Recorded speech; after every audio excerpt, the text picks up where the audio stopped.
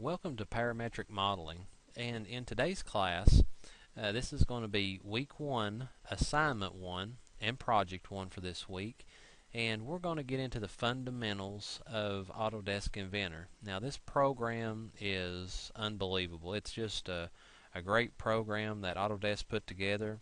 It's geared toward the mechanical discipline. You can do a little bit of architectural and things like that on this software, but again, it's intended for the mechanical industry. We'll get started. First thing I want you to do is, of course, make sure that you get Autodesk Inventor Professional downloaded onto your computer. Now, we're using 2014, and thing of it is, if you got 2013 or you got 2015, they're all going to run the same. There's no difference in them. So if you download the wrong one, don't worry about it. You should be just fine. Alright. When you get into this software, you're going to see this little startup welcome screen. Now, we could start off here, but I'm just going to close this, and we're going to set up a project. Now, when we're starting in Chapter 2, you're going to find out that we're just basically doing like one part at a time.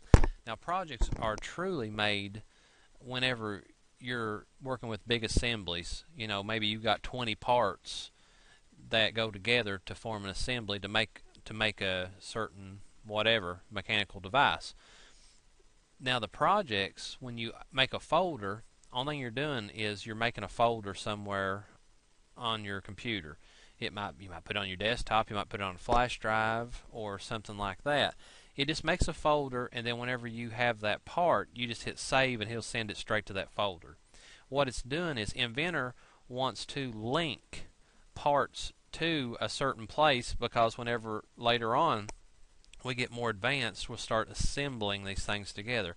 Now, when those parts are linked in this little in this software, it's got its brain. It's knowing where we save these things to. If you were to go in that folder and delete one of these parts or move a part somewhere else, well, it's linked to that original folder. So when you start assembling, and if you move parts out of that folder where it should be according to the computer in its mind, and it can't find it, well, then you'll have all kinds of problems. So you need to make one folder and keep everything in there, and everything will be just fine if you do that.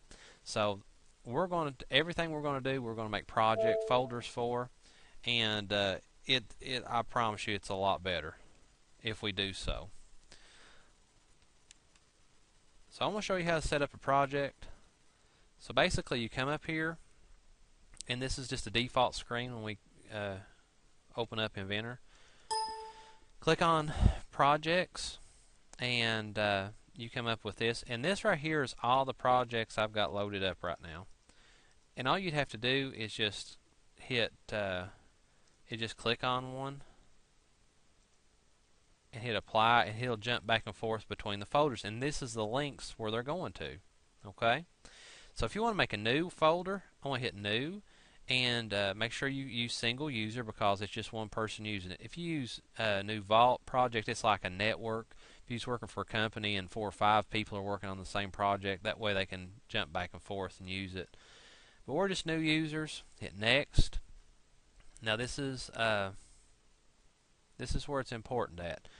Project folder. What is the project name? This is going to be, I'll call this one week 1. Okay. Project file to be created. I want to go ahead and change this, and I'll put it on my computer. I don't have a flash drive right now. I might just put it on my desktop for the time being. Okay. And what'll happen is I'll hit next, and don't worry about this part of it, just finish it. And you'll see how I've made myself a folder. This is going to be week 1, and everything you're going to do in week 1, just save it to this folder, and it's going to my desktop. So everything's done, and the check mark is showing that I've set this current week 1.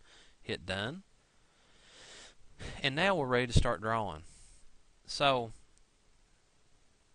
basically what you do is come over here and hit New. Now, if you look down here, project file, see how it's linked to week 1? Alright. Now, of course, we have the metric system and, of course, the English standard system that we use so much in the U.S. It just depends on what you're working with. But you're doing metric, hit metric. If you're doing English, hit English. Now, when you're drawing a part, it's going to be an IPT. You see this? .IPT? That means part. That really means inventor part. This one's sheet metal in inches. That's in inches. IPT, inventor part. Okay? And then you're going to see some other acronyms down here. Don't worry about those. We'll get to those later. But IPT is what we're working with, and we're working with a standard. If we were doing metric, we'd come over here and see here standard millimeter IPT. We'd use that one.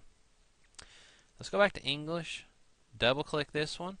We got it going to the right project folder, and it's going to open up. Now, when it opens up, you're going to see this screen, and it's kind of, there's no grids, there's nothing here.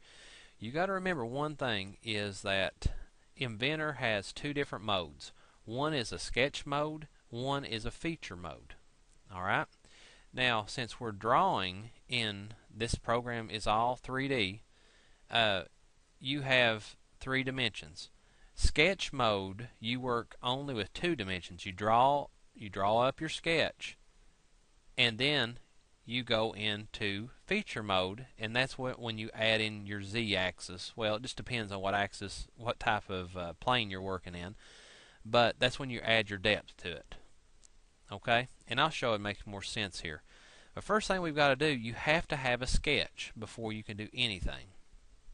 So basically, there's several different ways to do it. You see up here, create 2D sketch. I'm going to hit create 2D sketch. And here is my work planes. Okay? This over here is my part history. It's going to be very important down the road. And you see origin. If I click on this, see how it shows me there's my YZ plane. Here's my XZ plane. There's my XY plane. I always like to draw on XY. I'm just so used to that. So all you have to do is when you click on this, just come over here and it'll highlight. You see that?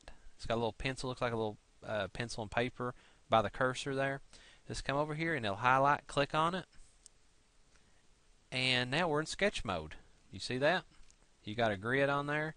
And all of our tools have changed. It's pretty cool. Now, we're going to start drawing a little bit. There's line, circle. It's just kind of similar to AutoCAD. A lot of all this is very similar to AutoCAD because it's the same company that built this. It built AutoCAD, Autodesk. So they use a lot of the same type of commands. You get in here and you can toy around with some of this stuff. But we're going to start out with a line. Now, again, this is a parametric program. What does parametric mean? It means that you can just throw a sketch up there and you can change it to make it fit whatever you want to do. So you just got to throw a sketch up and then edit it. That's what parametric means. So I'm just going to throw this up here, and I'll actually draw what's on chapter 2 here. Let me get some dimensions for it. Alright, so 2 goes this way. And you see the box there, you can just type it in 2.56. There's that line. And actually I could just go ahead and just draw the rest of it in. And then we can adjust it as we go. I just wanted to show you can do that, and then we can come in here and just make it look similar. And he'll have tracking just like AutoCAD. It's really neat.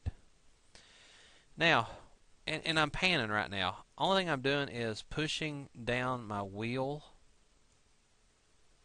on my mouse. Try that on yours. And I'm just moving my mouse around. Now zooming out, just wheel it back and forth. It's opposite of AutoCAD. The wheel is. Over here is my cube. I can take it and I can turn it into different views. But if you want to be completely flat on that plane that you're working on, so just click on the front of that front and it takes you right back. Now, I'm looking on page 2-14 to get some of these dimensions. Well, actually 2-16. I'm getting these dimensions. This right here should be, I guess I've got it. Hang on. We need to make this smaller. At the top, this should be 0.75. And you see how I've done that? Again, you just click on it. When the dimension's on there, just click on it, and it automatically comes up with edit dimension. And the only thing you have to do is just type it in, 0.75. Oh, yeah, there we go. Makes it a lot smaller. Alright, now the side of this, click on it. Oh, nothing happens. What you have to do to get that dimension is hit dimension, click on that line, and bring it out. And click. And then that one's 2.5. Parametric at its finest. And this down here, dimensions should already be loaded up. Just click on it, click down there, it's 2.5. Enter. This one is 0.75. Pretty cool. Alright, now, according to what I'm looking at, that's all we had to do for that drawing. Alright, now, if you'll see, it's only in a two-dimensional space right now. I need to add some depth to this. I got to provide it with a z-axis because we're on the xy plane. I got to add. I've got x and y. Now I need to add my z in to give it some depth. To do that, we're finished with this sketch. Now, always remember, when you make a sketch, make sure it's completely closed. Alright? So, come over here to Finish Sketch. Y'all see this on the right-hand corner? So we're finished with our sketch. We've got our dimensions right. Everything looks good. Hit Finish Sketch. And you can see it kind of turned it in an isometric view. And also, we got a new screen up here of stuff. This is what's called feature mode. Now, in feature mode, we're going to start out in this tutorial. We're going to use extrude. Click on extrude. And you just grab this and bring that down. And see the profile, how it's already grabbing that profile. It's the only profile we had, so it went ahead and added it. And the thickness of this is 2.5. So the only thing I got to do is come up here and type in 2.5. And see how it adds that thickness to it? Now, this is just direction. You can make it go back the other way. Because this is our sketch, I can make it go to the back side of it. I can put it in between. That's really handy in some applications. But I'm just going to put it in front of it for right now. And that's just your distance. So hit OK on that. And there's your 3D part. Grab your cube and just kind of turn it and look at it. Alright. Now, we've got some more to add to this thing. Now, of course, over here, guys, if you don't have a mouse that's got the wheel on it, you've got the pan button. Just click on it. You can move it like that. Hit escape to take you out of it. Here's rotation, orbit. You could do that as well if you don't have the view cube up here. And this is look at. It's the same as like clicking on this view cube, like turn it to the right side. I can pull it around there like that, and I can hit look at, and I can hit like I want to look at this flat, and it'll turn it around. It's pretty nice. Okay. Now, on this one, it goes on into a little bit more depth, and it's wanting to add a part that goes back and over. So let's do that real quick. So click on the top, and you can click on this little button, turn it sideways. I like to turn it up. It's sometimes it's kind of hard to see the lines, but you can kind of see it there. So hit top again. I want to click on the main top of this right here, And there's two different ways to do this. I want to add a new sketch to make this come out and over. I can either click Create New 2D Sketch over here and then click on it. I'm going to go back up. Or I can click on that surface and then right click and go New Sketch. Either one works. There's no right or wrong answer to that.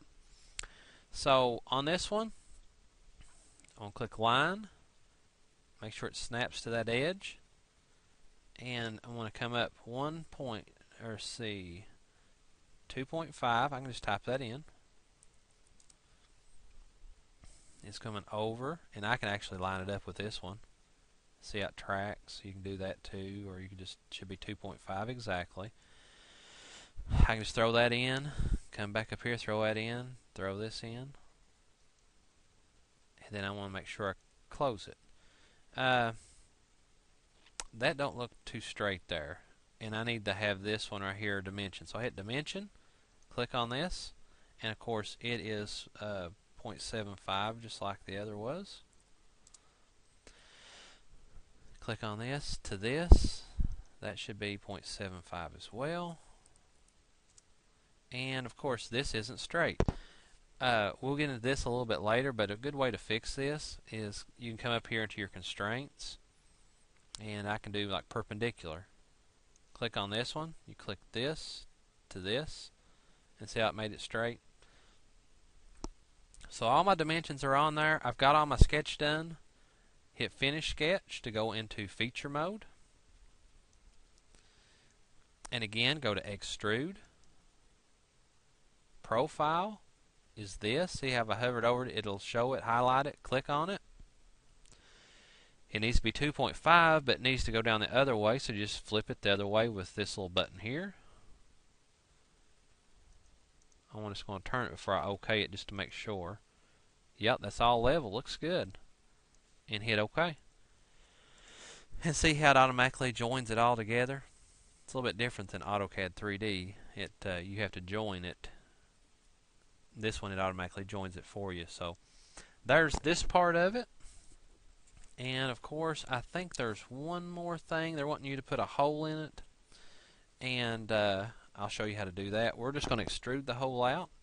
So again, the hole's going to be right here on this. Basically, all you got to do, again, you can come up here and create 2D sketch, or you can just click on that plane when it's highlighted, right click, new sketch. It'll turn it around flat for you. Come up here and I want to hit circle. There's different commands here. I'm just going to do a regular circle. And it's dead in the center of it. So you see how it tracks me right in the center. And then I'm just going to see, what is that? 0.75 is the diameter. 0.75. There's my sketch. Again, I'm done with the sketch mode. Hit Finish Sketch. Go to Extrude. And basically find your profile, which is this. Now, you're seeing how it's wanting to make a material. I want to cut. I want to cut that hole out. So this is join. This is cut. This is intersect. I want to use cut. And when I do that, you see how it turns it around because it knows I want to cut through the material. If it doesn't go that way, just flip it to the right way. And distance, you can just type in a distance, or you can hit choose all. And it cuts all the way through the material. And there you go. Put a hole through it. So that right there is week 1. This is the assignment in that chapter. If you'll go after you get done with this, you'll go into the projects, and you'll have some projects. I think there's 4 exercises that you've got to do, and just take your time and work on these, and just absorb. Just take time and and absorb this material, because we're going to get a lot more further advanced with this stuff. So make sure that you understand the basics before you move on.